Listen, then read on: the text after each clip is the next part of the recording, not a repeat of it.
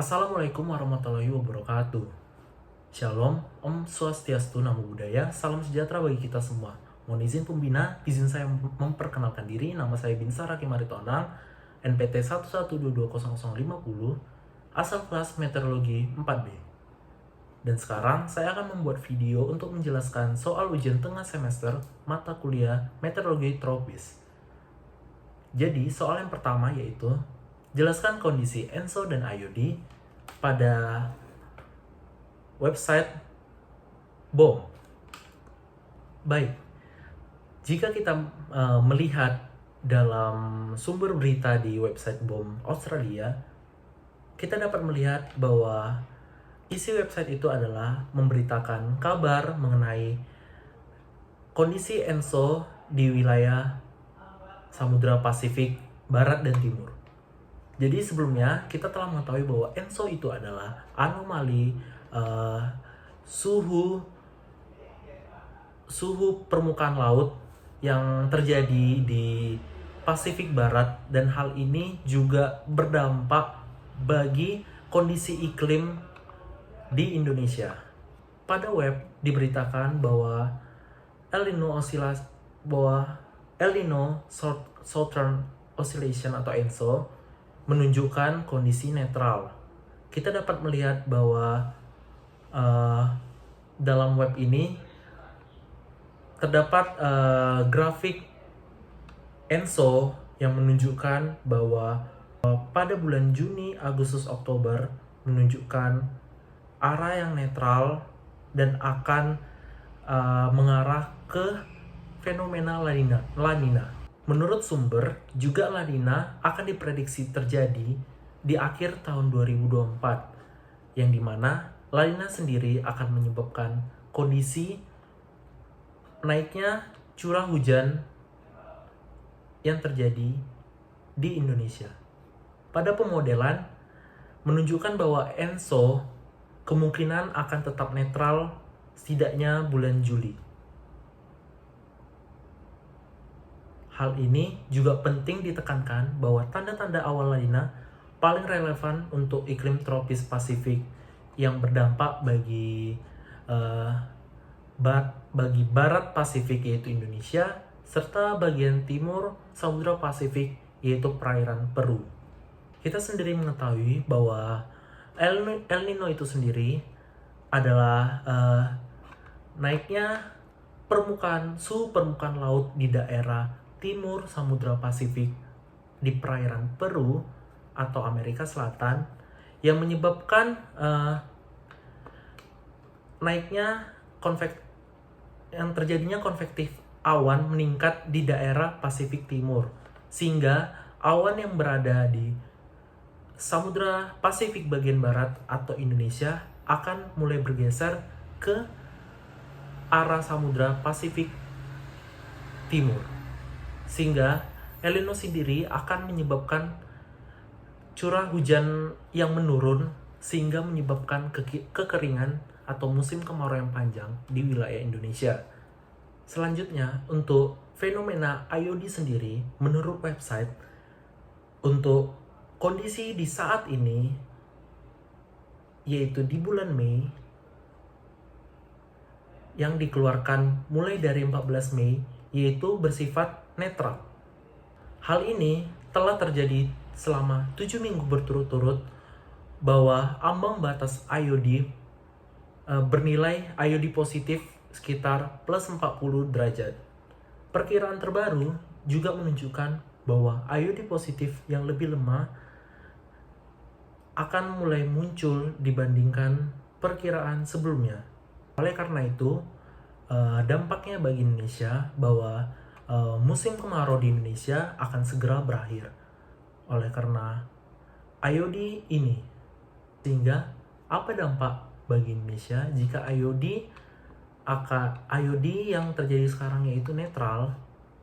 Kita tidak bisa menyimpulkan bagaimana dampak yang sebenarnya akan terjadi di Indonesia, karena menurut IOD Index, menurut website ini menunjukkan bahwa sekitar sekarang bulan Mei yaitu menunjukkan positif 0,22, dan diperkirakan bahwa IOD akan sedikit menurun dan meningkat kembali ke IOD positif, lalu sekian akan menurun hingga bulan Oktober.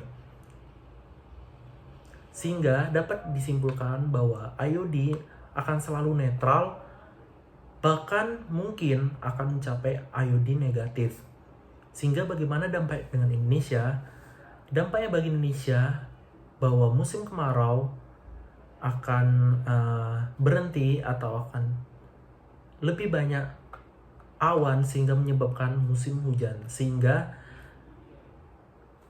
musim kemarau atau kekeringan yang terjadi di Indonesia akan berkurang.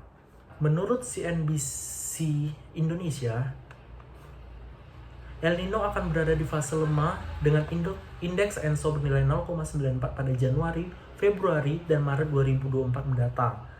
Memasuki Maret, April, dan Mei 2024, indeks ENSO akan melemah hingga 0,46 alias netral. Hal ini diutarakan oleh Badan Meteorologi, Klimatologi, dan Geofisika. Sehingga fase netral akan bertahan hingga di akhir tahun 2024. Tetapi juga ada berpeluang kecil bahwa ENSO akan berkembang menjadi fase La Nina pada semester kedua 2024.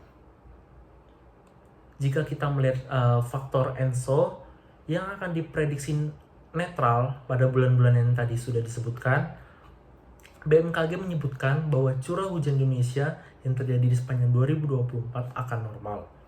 Namun, BMKG juga mengungkapkan bahwa akibat kondisi ENSO netral, meskipun curah hujan akan diprediksi normal, namun bagian selatan Indonesia akan diprediksi di bawah normal, yaitu peningkatan curah hujan yang sangat tinggi, yaitu lebih dari 2.500 mm per tahun, yaitu ada di beberapa daerah seperti di daerah Bukit Barisan, Riau, Jambi, Sumatera Selatan, dan juga sebagian di Jawa Barat, Jawa Tengah, sebagian besar Kalimantan, Sulawesi bagian tengah, Kepulauan Maluku, dan sebagian besar Papua.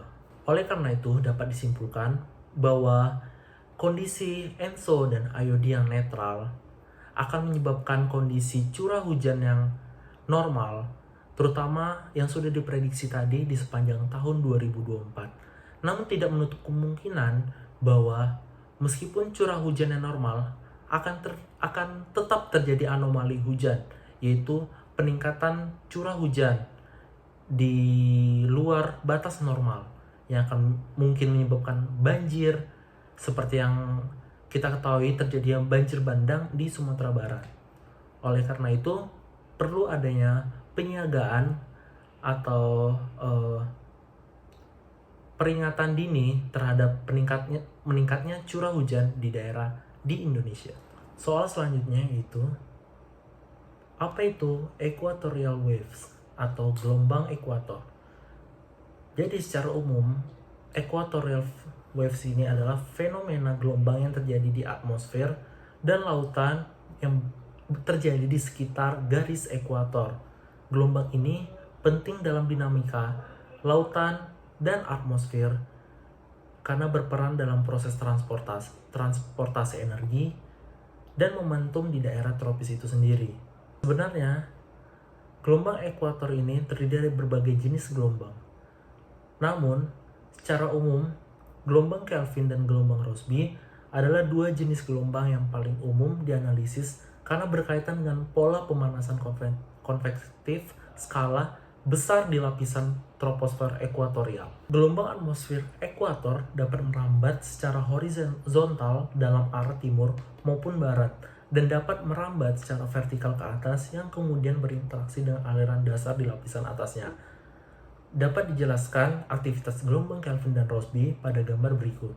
Pada gambar tersebut dapat kita jelaskan bahwa gelombang Kelvin yang berwarna biru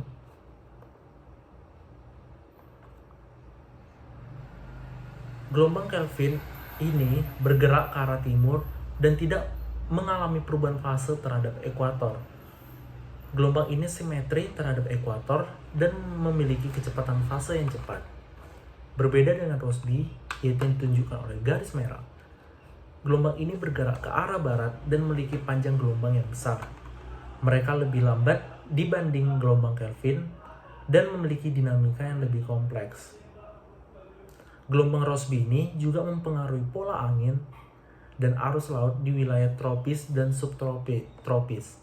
Mereka juga berperan dalam penyebaran variabilitas iklim dari tropis ke lintang yang lebih tinggi. Di atmosfer, gelombang Kelvin memainkan peran penting dalam dinamika atmosfer yang dalam kaitannya pelepasan panas laten konvektif, aktivitas QBO, dan juga pembangkitan dan keberlangsungan MGO. Di lautan, gelombang Kelvin memiliki peran penting dalam gerakan pasang surut samudra, penyusuan laut tropis menjadi gaya tekanan angin, dan juga menghasilkan dan mempertahankan ENSO.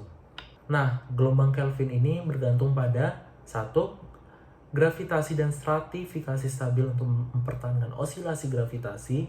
Kedua, signifikan percepatan gaya Coriolis. Dan yang terakhir adanya vertikal batas atau ekuator.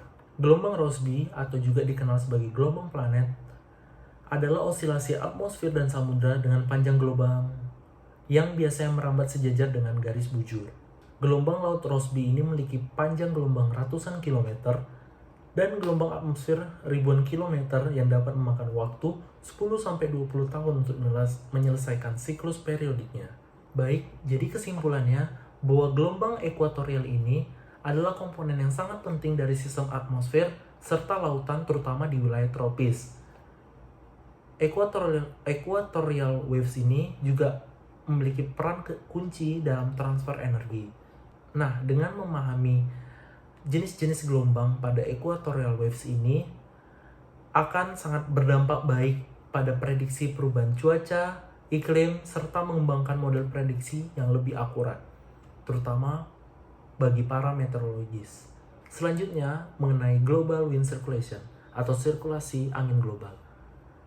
Sirkulasi angin global ini adalah pola pergerakan angin di atmosfer bumi yang disebabkan oleh pemanasan diferensial dari permukaan bumi yang erat kaitannya dengan sinar matahari serta rotasi bumi. Nah, sirkulasi ini berperan penting untuk distribusi panas, kelembapan, mempengaruhi iklim dan cuaca di wilayah global. Nah, secara umum, global wind circulation ini terdiri dari 3 sel sirkulasi, yaitu Hadley, Ferrel, dan Polar. Siklus sirkulasi sel ini terjadi di lapisan troposfer di atmosfer. Nah, karena kita membahas tentang global wind circulation, maka erat kaitannya dengan 3 sel yang tadi sudah disebutkan. Jadi yang pertama yaitu sel Hadley. Sel Hadley ini terbentang di ekuator antara 30-40 derajat di utara dan selatan. Ditemukan oleh ahli meteorologi Inggris yaitu George Hadley. Di dalam sel Hadley ini, angin pasat bertiup ke arah ekuator, seperti pada gambar. Kemudian naik di dekat ekuator sebagai garis putus-putus badai petir yang membentuk ITCZ atau zona konvergensi antar tropis. Kedua ada sel Farrell, yaitu berada di antara sekitar 30 derajat dan 60 derajat lintang utara dan selatan. Sel Farrell ini juga disebut dengan mid latitude. Pada sel Farrell ini juga berbeda dengan kedua sel lainnya, karena sel ini bergerak berlawanan dengan sel Hadley dan sel polar. Lalu yang terakhir adalah sel polar atau sel kutub.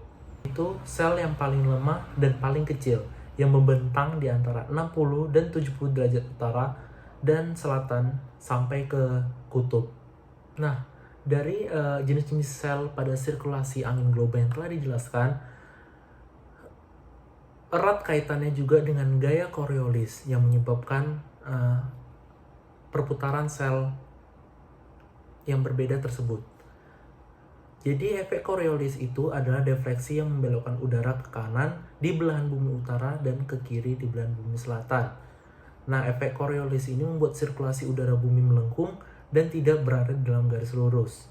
Seperti yang ditunjukkan pada gambar, bagaimana efek Coriolis akan sangat mempengaruhi sirkulasi angin global. Dapat kita lihat pada Farrell cell akan berbeda arahnya dengan sel Hadley, dan sel polar. Hal ini diakibatkan oleh efek Coriolis yang membelokkan semua materi di bumi. Selanjutnya, saya akan menjelaskan beberapa fenomena yang terjadi di sekitar daerah tropis. Yaitu yang pertama, El Nino. El Nino sendiri adalah fenomena di mana suhu permukaan laut di bagian tengah dan timur ekuator Samudra Pasifik menjadi lebih hangat dari yang normalnya sendiri. Nah, sudah pasti El Nino ini akan sangat mempengaruhi iklim serta pola cuaca, terutama di Indonesia sendiri. Mekanisme dari El Nino sendiri ini diantaranya yaitu akan meningkatnya suhu permukaan air laut di bagian timur, karena air hangat yang di bagian barat Samudra Pasifik atau dekat Indonesia akan bergerak ke timur, sehingga akan meningkatkan suhu permukaan di bagian timur. Akibat dari El Nino sendiri akan mengurangi upwelling atau naiknya air dingin dari kedalaman laut di sepanjang pantai Amerika Selatan, dan akan berkebalikan dengan di daerah barat Pasifik, yaitu Indonesia, menyebabkan downwelling, sehingga pertumbuhan awan akan sangat jarang karena akan bergeser ke daerah timur. Sehingga apa dampaknya? Dampaknya di Indonesia atau bagian Asia Tenggara serta Australia akan terjadinya kekeringan dan berkurangnya curah hujan. Namun kebalikan di daerah Pasifik Timur atau daerah Amerika Selatan akan meningkatnya curah hujan serta menyebabkan banjir. Lalu fenomena selanjutnya itu La Nina. Apa itu La Nina? La Nina adalah fenomena di mana suhu permukaan laut di bagian tengah dan timur ekuator Samudra Pasifik menjadi lebih dingin dari biasanya. Nah, mekanismenya sendiri yaitu penurunan suhu permukaan laut di daerah Pasifik di bagian barat yang akan menyebar dan memperkuat upwelling di sepanjang pantai Amerika Selatan. Nah, angin pasat akan lebih kuat yang biasanya bertiup dari timur ke barat akan menjadi lebih kuat dan mendorong lebih banyak air hangat ke arah barat. Lalu, apa dampaknya La Nina? Kebalikan dengan El Nino, La Nina yang terjadi di Indonesia akan menyebabkan curah hujan yang meningkat dan meningkatkan risiko banjir serta badai. Namun, di Pasifik bagian timur akan menyebabkan kekeringan. Selanjutnya mengenai ENSO. Sebenarnya ENSO ini erat kaitannya dengan El Nino dan La Nina. ENSO sendiri atau El Nino Southern Oscillation ini adalah interaksi antar atmosfer dan lautan di Pasifik, terutama di bagian tropis, yang menghasilkan variasi periodik antara suhu permukaan laut di bawah normal atau juga di atas normal, serta kondisi kering dan basah sepanjang periode. Nah, karena ENSO ini erat kaitannya dengan peristiwa El Nino dan La Nina, mereka ini sering dianggap sebagai sistem yang berpasangan karena menggambarkan interaksi timbal balik antara lautan serta atmosfer, terutama di daerah Samudra Pasifik. Nah, saat terjadi El Nino, tekanan permukaan air laut cenderung lebih rendah di Pasifik bagian timur dan lebih tinggi di Pasifik bagian barat. Sedangkan La Nina cenderung akan mengalami kebalikan dari El Nino. Nah, karena perubahan tekanan atmosfer antara Pasifik tropis bagian timur dan barat, inilah yang disebut dengan osilasi bagian selatan atau yang kita sebut sebagai ENSO. Nah, karena erat kaitannya dengan El Nino dan La Nina yang seperti dijelaskan tadi, jadi fenomena ini sering kali disebut dengan ENSO atau El Nino Southern Oscillation. Fase hangat ENSO itu digunakan untuk menggambarkan El Nino, sedangkan fase dingin ENSO untuk menggambarkan La Nina.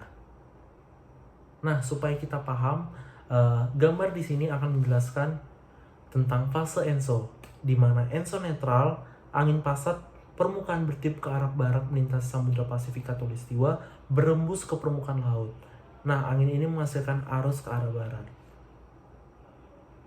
Nah, El Nino akan terjadi anomali yang dimana angin yang biasanya bertiup dari timur ke barat akan melemah dan timbul anomali di bagian barat ke timur, sehingga menggerakkan perairan hangat khatulistiwa dari barat menuju ke Pasifik Timur dan Amerika Selatan bagian utara.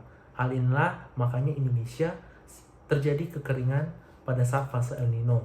Berbeda dengan La Nina, arus timur ke barat yang terjadi pada kondisi netral semakin intensif, hingga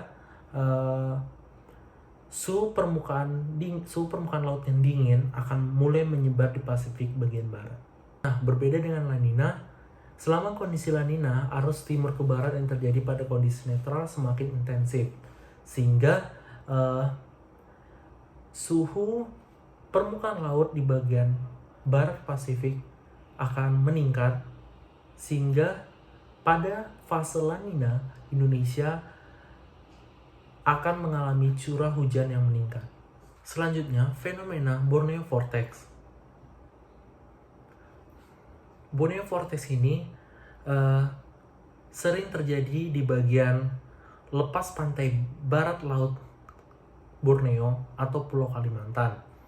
Nah, pada saat monsun Asia berlangsung, vortex ini atau pusaran yang berputar berlawanan arah jarum jam ini terjadi. Borneo Vortex ini erat kaitannya dengan aktivitas hujan deras dan bencana banjir. Interaksi angin monsun Asia dengan angin di daerah tenggara di wilayah barat laut Kalimantan menyebabkan terjadinya pusaran yang kita sebut sebagai Borneo Vortex.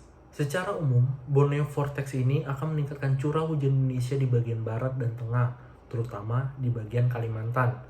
Selanjutnya, fenomena berikutnya adalah cold surge atau gelombang dingin. Nah, cold surge ini adalah peristiwa cuaca di mana massa udara dingin dari daerah lintang yang lebih tinggi bergerak cepat di daerah lintang yang lebih rendah. Nah, biasanya terjadi pada musim dingin. Cold surge ini seringkali dikaitkan dengan angin muson timur laut yang membawa udara dingin dari Siberia dan Mongolia ke Asia Timur dan Asia Tenggara, yaitu juga Indonesia. Fenomena ini bisa menyebabkan penurunan suhu yang tajam dan perubahan cuaca yang signifikan di wilayah-wilayah yang terpengaruhi. Nah, pada saat terjadinya cold surge ini, akan terjadi pembentukan massa udara yang dingin di daerah lintang tinggi. Nah, pembentukan massa udara dingin dan berat ini akan didorong ke arah selatan oleh tekanan tinggi yang kuat di atas Siberia. Nah, karena angin muson timur laut yang kuat, sehingga membawa udara dingin ini melalui Cina dan kadang mencapai ke Asia Tenggara. Nah, lalu apa dampaknya? Dampaknya sudah pasti akan terjadinya penurunan suhu yang tajam di wilayah-wilayah yang biasanya lebih hangat. Nah, cold surge atau serangan gelombang dingin ini juga membuat cuaca yang buruk dan meningkatkan curah hujan yang sangat lebat. Pastinya akan berdampak pada kesehatan serta kegiatan aktivitas manusia yang tidak biasa pada cuaca yang dingin. Selanjutnya adalah apa itu Madden-Julian Oscillation atau MJO. Jadi MJO ini adalah interaksi atmosfer dengan lautan yang juga terjadi di wilayah tropis. Jadi MJO ini adalah gangguan berupa awan yang mendatangkan hujan atau angin yang bergerak melintasi bumi di bagian ekuator, di mana saat dia mengelilingi bumi ke arah timuran, dia membutuhkan waktu selama 30-90 hari untuk kembali ke posisi awal. MJO ini dibagi menjadi 8 fase, yang dimana fase aktif di Indonesia mulai mendatangkan hujan. Fase aktif terdapat pada fase 3 barat Indonesia, fase 4 tengah Indonesia, fase 5 timur Indonesia, dan fase 6 MJO tersebut mulai keluar dari wilayah Indonesia. Jadi penambahan curah hujan dilihat pada fase 3, 4, dan 5. Fase itu dimana terdapat curah hujan yang lewat di Indonesia. Namun ketika kita melihat dampak MJO, dapat dilihat bahwa fase 6, 7, 8, serta 1 fase ini adalah fase kering di Indonesia. Nah, MGO ini erat kaitannya dengan mendatangkan curah hujan dan area menekan curah hujan. Nah, MGO ini dihitung dengan menggunakan RMMI 1 dan RMM2. RMM1 dan RMM2 adalah perhitungan matematik untuk mengkombinasikan jumlah tutupan awan yang digambarkan oleh OLR, angin U200 dan 850 milibar, serta kekuatan dan lokasi dari MGO aktif. RMM ini adalah sebagai indeks atau metode utama untuk mengukur dan memonitor MGO. Nah, RMM ini menggunakan dua parameter utama, yaitu OLR atau Outgoing Long Wave Radiation yang mengukur energi radiasi yang dipancarkan oleh bumi keluar angkasa. Lalu selanjutnya ada angin di ketinggian 850 Pascal dan 200 Pascal, yang dimana mengukur kecepatan dan arah angin di lapisan bawah dan atas troposfer. Nah, perbedaan pola angin ini menunjukkan pergerakan dari MGO. Selanjutnya mengenai angin munson. Jadi, munson adalah fenomena iklim yang ditandai dengan perubahan angin secara periodik yang disertai dengan perubahan hujan yang signifikan. Nah, munson ini seringkali dikaitkan dengan musim hujan yang sangat intens di daerah tropis, terutama di daerah-daerah tertentu seperti Asia Selatan dan Asia Tenggara termasuk Indonesia. Nah, munson ini erat kaitannya dengan perubahan angin, curah hujan yang tinggi, serta pengaruh geografis wilayah tersebut. Lalu mengenai indeks munson. Indeks munson atau WNPMI definisikan sebagai perbedaan rata-rata wilayah sirkulasi angin baratan pada level 850 Pascal antara wilayah utara ekuator A atau 50-150 North dan 1000-1300 East, dan wilayah utara ekuator atau B 200-300 North dan 1100-1400 East. Nah, indeks WNPMI ini dihitung dari perbedaan sirkulasi angin baratan secara melintang yang berhasil menggambarkan dengan sangat baik intensitas angin baratan serta forsivitas angin level bawah yang berkaitan dengan aktivitas gelombang Rossby sebagai respon terhadap sumber panas konvektif di Laut Filipina, di mana keduanya adalah mekanisme utama yang mengatur variabilitas hujan di wilayah tersebut. Nah, indeks ini juga mempresentasikan keragaman dominan dan variasi antar tahunan monsun bagian Pasifik Barat bagian utara atau WNPSM. Nah, indeks IM ini atau U850 itu berkisar pada 40 East sampai 80 East dan 5-15 North sampai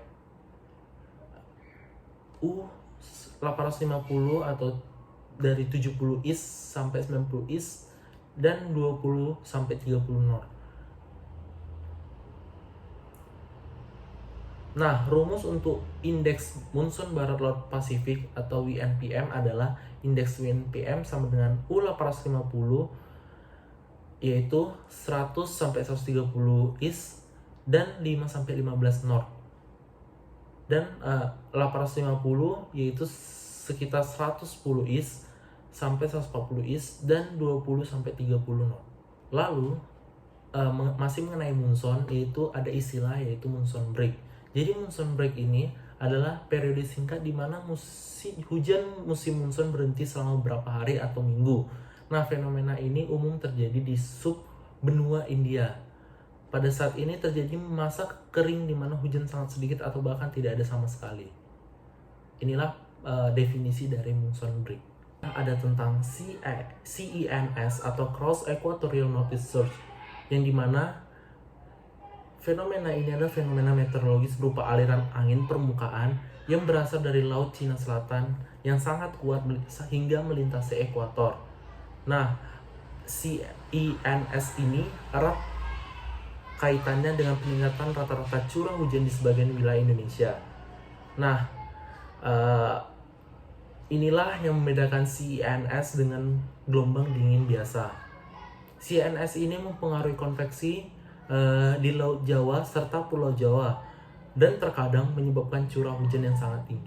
Selanjutnya, saya akan menjelaskan prediksi yang akan terjadi dalam analisis MGO menurut web BOM Australia.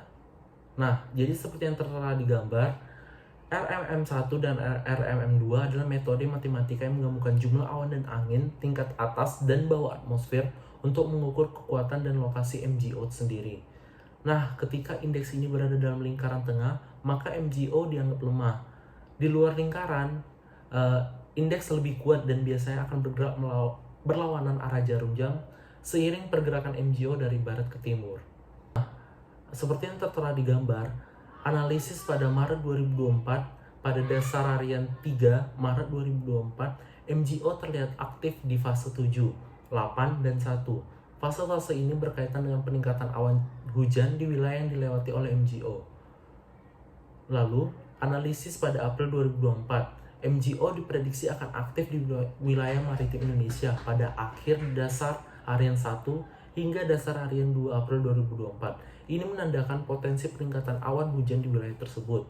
Lalu, analisis pada Mei 2024, pada dasar harian 1 Mei 2024, MGO tidak aktif dan diprediksi akan tetap tidak aktif hingga dasar harian 2 Mei 2024. Namun, MGO diperkirakan akan aktif kembali di fase 4 yang mencangkup benua maritim Indonesia pada awal dasar harian 3 Mei 2024. Nah, pergerakan dari MGO ini sendiri erat kaitannya dengan potensi peningkatan awan hujan di wilayah-wilayah yang dilaluinya. Baik, sekian penjelasan mengenai materi ujian tengah semester mata kuliah meteorologi tropis. Mohon maaf apabila ada kekurangan dan kesalahan. Siap, terima kasih.